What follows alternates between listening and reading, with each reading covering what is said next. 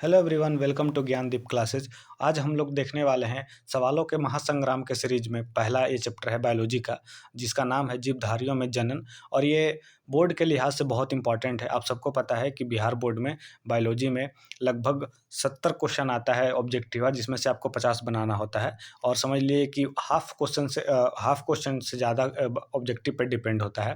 तो हम इस चैप्टर को लगभग 40 क्वेश्चन देखेंगे और हम लोग 15 मिनट में इस क्वेश्चन को कर लेंगे। साथ ही साथ सवालों के महासंग्राम सीरीज में हम लोग लगभग 5 से 6 दिन में, जितना दिन आपका एग्जाम बचा हुआ है, उसमें हम लोग बहुत सारे प्रश्न करने वाले हैं। तो हमारे इस चैनल को सब्सक्राइब कर लीजिए और इस प्ले लिस्ट को देख लीजिएगा जो बिहार बोर्ड के लिए है, जिसका नाम है लक्ष्य सीरीज। इसमें हम लोग ढेर सारे सवाल करवाने वाले हैं। अब 15 से 20 मिनट में हम लोग इतने सारे सवाल देख लेंगे कि आपको लगेगा कि एक कॉन्फिडेंस आ गया है इस चैप्टर में। तो चलिए शुरू करते हैं। पहला सवाल है, इष्ट में प्रजनन मुख्यतः किसके माध्यम से होता है? तो इसका आंसर है मुकुलन। आंसर क्या है? मुकुलन। इष्ट में मुकुलन के माध्यम से ये प्रजनन होता है। ठीक है, आगे देखते हैं हम लोग। युग्मक सामान्यतः किस प्रकार के होते हैं, यानी जो गैमेट्स होते हैं वो किस तरह का होता है? तो इसका जो जवाब है वो, उसका जवाब क्या है? ए है, हैप्लॉइड होता है, यानी कि उसमें न्यूक्लियस कितना होता है? एक होता है। नेक्स्ट सवाल हम लोग देखने वाले हैं, निम्नांकित किसमें पादप काय अगुणित होता है? इसका आंसर है डी, इनमें से सभी, यानी शैवाल में, कवक में, ब्रायोफाइट्स में, सब में होता है ये पादप काय अनुगुणित होता है। ठीक है, आगे हम लोग सवाल देखने वाले हैं, अदरक में कायिकी प्रवर्धन किसके द्वारा होता है? और इसका आंसर है राइजोम, ए। जड़ से नहीं होता है, ट्यूबर से नहीं होता है, बल्ब से दूसरा चीज में होता है। आपका अदरक से किस में होता है? राइजोम से होता है। और इसका स्पेलिंग क्या होता है? RIZOME। इसका राइजोम इसका आंसर है। आई होप कि आपको समझ में आ गया होगा। ठीक है, आगे अगला क्वेश्चन है कि कंद किसका रूपांतरण है? तो कंद जो है वो किसका रूपांतरण है? जड़ का रूपांतरण है। कंद किसका रूपांतरण है? जड़ का रूपांतरण है। अगला क्वेश्चन है, काजू निम्नलिखित में से कौन सा फल कहलाता है? तो काजू है वो कैसा है? एक तरह का नट वाला फ्रूट है। कैसा है? नट वाला फ्रूट है। यथार्थ नहीं है, यानी ट्रू फ्रूट नहीं है, बैरी नहीं है, और सभी तो होगा नहीं। तो इसका आंसर क्या होगा? नट होगा। अगला देखिएगा,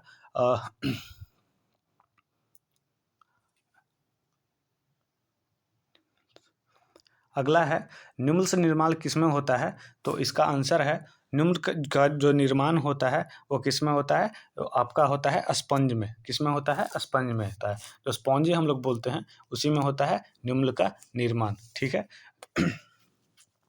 अगला हम लोग क्वेश्चन देखते हैं। अगला क्वेश्चन है आपका, 124 शुक्राणुओं के निर्माण में कितने अर्धसूत्री विभाजन की आवश्यकता होती है? आप इसका आंसर बता सकते हैं या मन में आप सोच सकते हैं। हालांकि इसका जो आंसर होगा वो क्या होगा? 31। ऑप्शन ए नहीं होगा, 124 दूसरा में होता है, 30 नहीं होगा, 31 नहीं होगा। इसका आंसर क्या होगा? 31 होगा। ठीक है, आई होप कि समझ में आ रहा होगा आपको। अगला जो सवाल है वो क्या है? केचुआ प्राणी है। तो केचुआ कैसा प्राणी है? एक तरह का द्विलिंगी प्राणी है। कैसा है? द्विलिंगी प्राणी है। तो इसका आंसर क्या हो जाएगा? द्विलिंगी। ठीक है, अगला सवाल है कि इनमें से कौन सा भाग अगुणित होता है? तो इसका आंसर क्या है? आप अपने मन में सोच सकते हो कि जो अगुणित होता है वो किसका होता है? पराग होता है। ठीक है, जो नेक्स्ट सवाल है वह, इनमें से किसे बंगाल का आतंक कहा जाता है? ठीक है, बंगाल में ये इतना ज़्यादा फैल गया था कि पूरे के पूरे नहर को ये समझ लिए कि ढक दिया था, जिसके कारण कि ऑक्सीजन का कमी होने से बहुत सारे मछलियाँ मर गए थे। इसलिए इसको क्या कहा जाता है? टेरर ऑफ बंगाल या बंगाल का आतंक कहा जाता है। और इसका आंसर क्या है? जलकुंभी है। अगला हम लोग सवाल देखते हैं, इनमें से कौन ठहरे हुए पानी में उबकर ऑक्सीजन खींच लेता है? तो इसका भी आंसर क्या है? जलकुंभी। जैसा कि आपको बताए थे कि बंगाल में इतना ज़्यादा फैल गया था कि पूरा नहर के जो ऑक्सीजन है उसको खींच लिया था, जिसके मतलब पूरा समझ सकते हैं कि पूरा ऑक्सीजन ड्रेन कर लेता है वाटर से। इसलिए क्या होता है कि वहाँ के जो आसपास की जो मछलियाँ होता है उस नहर में मौजूद, वो मर जाते हैं। ठीक है, इसलिए इसको क्या कहा जाता है? टेरर ऑफ बंगाल के नाम से भी जाना जाता है, और इसको इंग्लिश में वाटर हाइसिंथ भी कहा जाता है। ठीक है, आई होप कि आपको समझ में आ रहा होगा। नेक्स्ट सवाल है, जब नर और मादा गैमेट में युग्मन होता है तब वह क्या कहलाता है? जब यानी कि मेल और फीमेल गैमेट मिलता है तो इसको हम लोग क्या बोलते हैं? इसको हम लोग बोलते हैं लैंगिक जनन बोलते हैं। अगला सवाल देखते हैं, मध्य चक्र यानी ओस्ट्रोसाइकिल पाई जाती है। तो इसका सवाल सवाल आप समझिएगा, एक होता है मेंस्ट्रुअल साइकिल और एक होता है मध्य चक्र। तो इसका जो सवाल है, इसका जो जवाब है वो क्या है? इसका जवाब है इनमें से सही सब में, यानी गाय में, भेड़ में, कुत्ता में, सब में क्या पाया जाता है? ओस्ट्रस साइकिल, ठीक है। और इंसानों में क्या पाया जाता है? मेंस्ट्रुअल साइकिल पाया जाता है। आई होप कि आपको ये समझ में आया होगा। नेक्स्ट सवाल हम लोग देखते हैं कि उच्च श्रेणी के पौधों में निषेचन होता है, यानी कि सवाल आपका ये है कि जो उच्च श्रेणी जो हायर प्लांट्स होते हैं उसमें निषेचन कैसे होता है? तो उसका आंसर क्या है? आंतरिक होता है। कैसा होता है? आंतरिक होता है। अगला क्वेश्चन है, सल्ककंद यानी बल्ब जो है वो उदाहरण है। तो आप सबको पता होगा कि जो बल्ब है वो किसका उदाहरण है? प्याज का, ठीक है। आगे देखते हैं, स्तनधारियों में निषेचन कहाँ होता है? अगला जो सवाल है वो क्या है कि जो मैमल्स होता है, जो स्तनधारी होता है, उसका जो निषेचन होता है वो कहाँ होता है? तो फैलोपियन नली में होता है, ठीक है। यानी कि जो फर्टिलाइजेशन होता है वो कहाँ होता है? फैलोपियन ट्यूब में होता है। अगला हम लोग सवाल देखते हैं, क्वेश्चन नंबर 18, प्राकृतिक अनिषेचकरण यानी कि पार्थेनोजेनेसिस पाया जाता है, यानी कि जो नेचुरल पार्थोजेनेसिस होता है वो कहाँ पाया जाता है? तो इसका आंसर क्या होगा? मधुमक्खी में होगा। इसका आंसर क्या होगा? मधुमक्खी में होगा। आई होप कि ये आप सबको आंसर पता होगा। नेक्स्ट क्वेश्चन है, द्विनिषेचन यानी कि डबल फर्टिलाइजेशन जो होता है वो किस में होता है? वो होता है भ्रूण पोषण में होता है। आई होप इस सब का आंसर आप सबको पहले से पता होगा। अब सबका तैयारी बहुत अच्छा होगा, हम यही उम्मीद करते हैं। और हम आगे आने वाले 5-6 दिन में आपको इतने सारे सवाल करवाएंगे कि आपको बायोलॉजी में, साथ साथ केमिस्ट्री में, फिजिक्स, मैथ्स में, सब में आपको कॉन्फिडेंस बना देंगे। हमारे पास अलग अलग टीचर हैं, वो क्या करेंगे कि आपको बायोलॉजी का, मैथ्स का, केमिस्ट्री का, सब चीज़ का आपको सवाल करवाएंगे। हिंदी और इंग्लिश को भी हम लोग करवाएंगे। साथ ही साथ हम लोग आर्ट्स में भी इसका लाने वाले हैं, इसका सीरीज लाने वाले हैं। तो आप अगर आपका कोई भाई बंधु है जो कि आर्ट्स में है तो आप उसको ये शेयर कर सकते हैं, ठीक है। अगला सवाल हम लेते हैं, बीजाणुओं द्वारा जनन करने वाले पौधे जैसे कि एक सेकंड, जैसे मार्स, फर्न, मॉस यहाँ पे होना चाहिए था, फर्न मॉर्स लिख दिया है। किस समूह में रखे जाते हैं? यानी कि जो मार्स होता है और जो फर्न होता है वो कहाँ रखा जाता है? क्रिप्टोगेम्स में होता है। इसको क्रिप्टोगेम्स में इसको रखते हैं, ठीक है। अगला जो सवाल है वो है, ये परिवर्तन जो लार्वा को वयस्क में परिवर्तन करते हैं इसे क्या कहते हैं? यानी कि जैसे जो टैडपोल होता है, जो लार्वा होता है, जब वो एडल्ट में कन्वर्ट होता है इसको हम लोग क्या बोलते हैं? कायांतरण बोलते हैं। क्या बोलते हैं? कायांतरण बोलते हैं, यानी मेटाजेनेसिस बोलते हैं। अगला हम लोग सवाल देखते हैं, क्वेश्चन नंबर 22, कि भ्रूण पोष में कितने क्रोमोजोम होते हैं? ठीक है।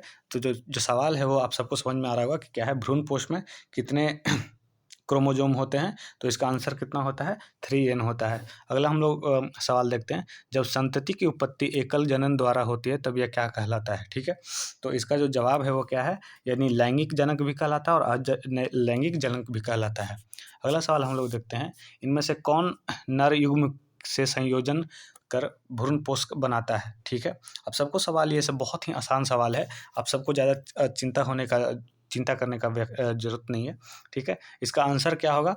इसका आंसर होगा द्वितीयक केंद्रक कहलाता है जिसको, यानी कि डबल न्यूक्लियस जिसको बोल सकते हो आप, ठीक है। अगला हम लोग सवाल देखते हैं कि स्तनधारी के शुक्राणु के मध्य भाग में क्या पाया जाता है? यानी जो मैमल्स होता है उसके स्पर्म के बीच में क्या पाया जाता है? ठीक है। तो इसका आंसर क्या होगा? माइटोकॉन्ड्रिया पाया जाता है। क्या पाया जाता है? माइटोकॉन्ड्रिया। इसका जो नेक वाला पार्ट होता है, जैसे मान लीजिए कि स्पर्म है और ये क्या है? नेक वाला है, और ये क्या है? टेल है। तो ये वाला पार्ट में क्या पाया जाता है? माइटोकॉन्ड्रिया पाया जाता है, ताकि एनर्जी का प्रोडक्शन हो सके। आई होप ये सब आप सबको पता होगा। नेक्स्ट हम लोग सवाल देखते हैं, चमगादड़ द्वारा परागण कहलाता है, ठीक है। ये जो चमगादड़ जो पॉलिनेशन करता है, यानी पराग को उठा के एक जगह से दूसरे जगह लेके जाता है, इसको हम लोग क्या बोलते हैं? अब सबको इसका जवाब पता होगा। इसको क्या बोलते हैं? क्रिप्टोफिली बोलते हैं, कायरेप्टरोफिली बोलते हैं इसको, ठीक है।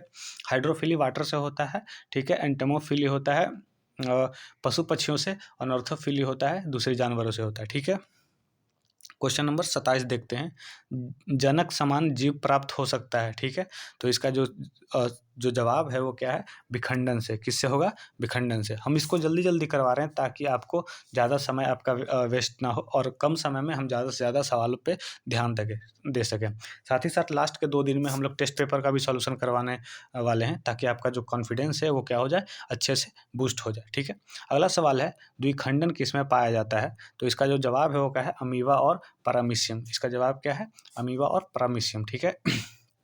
यानी बाइंडर फिजन होता है वो किस में पाया जाता है, ये अमीबा और पैरामीशियम में। अगला देखिए, जो मुकुलन होता है, बडिंग जिसको बोलते हैं, द्वारा जनन किस में होता है। तो आप सबको पता होगा कि जो बडिंग है वो किस में होता है, ईस्ट में होता है। पहला सवाल यही था।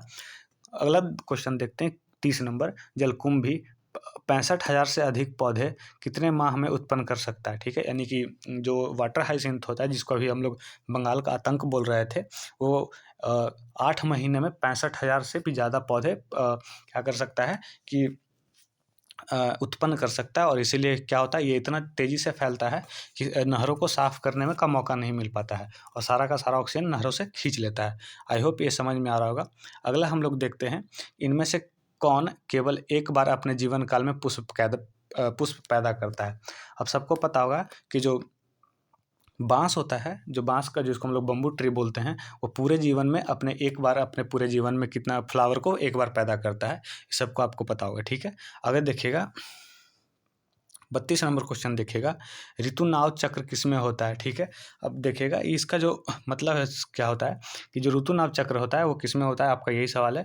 और इसमें क्या होता है, सब में होता है। यानी कि आप समझ लीजिए मेंस्ट्रुअल साइकिल जिसको बोलते हैं, आप समझ लीजिएगा कि मनुष्य में होता है, बंदर में होता है, चिंपैंजी में होता है, और इस सब में होता है कौन सा, मेंस्ट्रुअल साइकिल। ओस्टर साइकिल आपको, आप उससे पहले वाला सवाल क्या था जिसमें ओस्टर साइकिल पूछ रहा था, उसका ये था कि किसमें ओस्टर साइकिल होता है, और इसमें क्या था कि किसमें मेंस्ट्रुअल साइकिल होता है। ठीक है, अगला देखिएगा सवाल। अब मनुष्य के उग्मकों यानी जो गैमेट्स होता है उसमें गुणसूत्रों की संख्या कितनी होती है। ठीक है, तो जो आप समझिएगा कि जो गैमेट होता है वो क्या होता है, हैप्लॉइड होता है, और हैप्लॉइड मतलब कि आधा होना चाहिए। ठीक है, तो इसका जो जवाब होगा, एक सेकंड, गैमेट, ठीक है, इसका जो आंसर होगा वो क्या होगा, इसका 23 होगा। ठीक है, हम ये बोल रहे हैं कि मनुष्य का जो एक होता है, गैमेट्स होता है, उसमें कितना होता है, 23 होता है, और एक मेल का और प्लस फीमेल का दोनों मिलके क्या बनता है, एक जाइगोट बनाता है। और ये जो जाइगोट होता है, इसका जो क्रोमोसोम होता है वो कितना होता है, 46 होता है। लेकिन यहाँ पूछा किसका है, गैमेट का है, तो इसका क्या होगा कि इसका जो आंसर होगा कितना होगा, 23 होगा। आई होप कि समझ में आ गया होगा।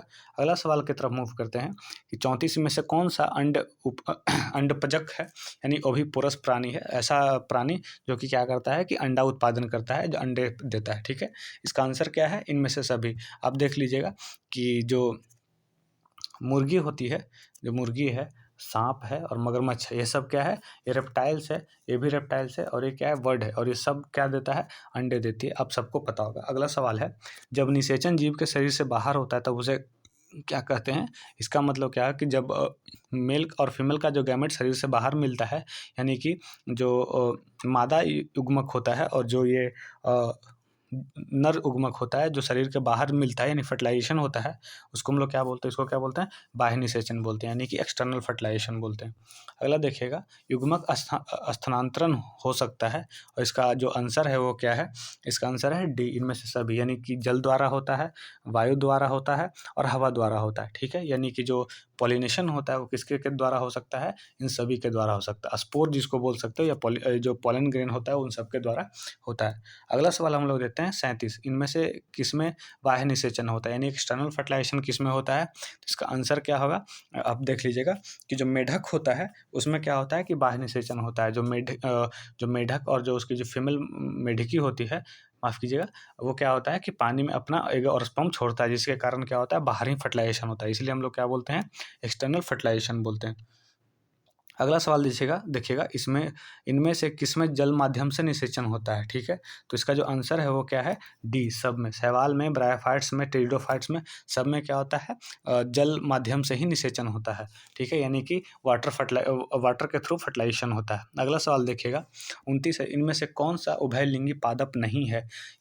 देखिएगा अब सवाल क्या है कि इनमें से कौन सा उभयलिंगी नहीं है। ठीक है, तो इसका आंसर क्या है कि इसका आंसर है पपीता। इसका आंसर क्या है, पपीता। ठीक है, अगला देखिएगा कि अगैब में वर्धी प्रजनन होता है। ठीक है, तो जो अगावे होता है जिसको हम लोग अगैब भी बोलते हैं, ठीक है, इसमें जो प्रोपगेशन होता है वो किसके द्वारा होता है, बुलबिल के द्वारा होता है। आगे देखिएगा 31 में, निम्नलिखित में से कौन सा जंतु उभयलिंगी नहीं है। ठीक है, तो इसका जो आंसर है वो क्या है, इसका आंसर है घरेलू घरेलू मक्खी, यानी जो हाउस फ्लाई होता है उसमें जंतु उभयलिंगी नहीं होता है। क्वेश्चन नंबर 42 देखिएगा, और यही क्वेश्चन हमारा क्या है, लास्ट क्वेश्चन है। शरीर के बाहर होने वाले निषेचन को क्या कहते हैं। ठीक है, तो जो शरीर के बाहर जो फर्टिलाइजेशन होता है, ठीक है, उसको हम लोग क्या बोलते हैं, उसको हम लोग बोलते हैं इन विट्रो। आप सबको पता हो कि इन विट्रो फर्टिलाइजेशन क्या है। आपको इसका जो ह्यूमन रिप्रोडक्शन चैप्टर है उसमें इसको आपको बार बार जिक्र मिलेगा, यानी कि शरीर से बाहर जब फर्टिलाइजेशन करवाया जाता है उसको हम लोग क्या बोलते हैं, उसको बोलते हैं इन विट्रो बोलते हैं। क्या बोलते हैं इसको, इन विट्रो बोलते हैं। ठीक है, आई होप कि ये पूरा आपको समझ में आ गया होगा। ये 42 क्वेश्चन का जो सीरीज था ये आप सबको अच्छे से समझ में आ गया होगा। साथ ही साथ इसका हम हर एक चैप्टर का जल्दी जल्दी लाएंगे, ताकि पूरा बायोलॉजी कवर करने के बाद हम पूरे एक साथ सबका हम करा सकें। ठीक है, आपका लगभग 5 दिन या 6 दिन समय बचा हुआ है। ठीक है, हम क्या करेंगे कि 5 दिन के अंदर आपको बायोलॉजी का हर एक तरह का क्वेश्चन दे देंगे, साथ ही साथ आपको सब सब्जेक्ट का क्वेश्चन मिल जाएगा। ठीक है, हमारे इस चैनल को सब्सक्राइब कर लीजिए। इसका इसका नाम क्या है, एक मिनट, इसका नाम क्या है, ज्ञान दीप चैनल। ठीक है, और ये इस चैनल पे आपको क्या मिलेगा, आपको इस चैनल पे मिलेगा फ्री ऑफ कॉस्ट हर एक सब्जेक्ट का प्रैक्टिस मिलेगा तब तक कि एग्जाम ना हो। साथ ही साथ हम लोग मॉडल पेपर भी सॉल्व करवाएंगे, सैम्पल पेपर भी सॉल्व करवाएंगे, और ऑब्जेक्टिव क्वेश्चन भी करवा रहे हैं, साथ ही साथ सब्जेक्टिव क्वेश्चन भी करवाएंगे। आपको हर तरह का क्वेश्चन करवाया जाएगा, आप निश्चिंत रहिए। धन्यवाद।